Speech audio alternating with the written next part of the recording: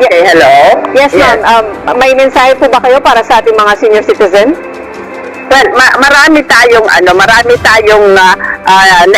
naihain na batas kagaya ng Philippine Geriatric Center ay ito ay hospital, specialty hospital para lamang sa mga nakatatanda. Aprobado na rin ito sa Committee on Health na Vice Chairman ako, tapos aprobado na rin sa appropriation at binigyan ng appropriation ng almost 1 billion na budget. Actually, existing na itong hospital na ito.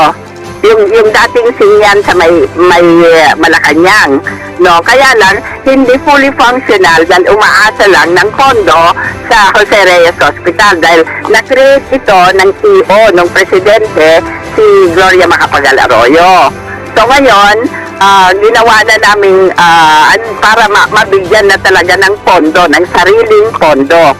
Kaya nagpasa na tayo ng batas na Philippine Geriatric Center, Dr. Eva Macaraeg Macapagal National Hospital for Geriatric Care. Yun. So ito ay magkakaroon na ng sariling pondo at binigyan ng Committee on Appropriation ng 1 billion. At kasama po nitong specialty hospital na ito ay lahat ng government hospital ay magkakaroon ng geriatric ward. Para sa ganon, yung mga nasa mga probinsya, nasa mga regions na malayo sa Manila, ay meron din silang sariling kalalagyan sa mga hospital, sa mga government hospital. Ayan po yung kahalagaan din ng batas na ito para may sariling kalalagyan ng mga nakatatanda para maalagaan ko sila ng mabuti. Marami pa po tayong batas na ipanukala din na lahat ay ikabubuti at ikagagaan ng buhay ng mga nakatatanda.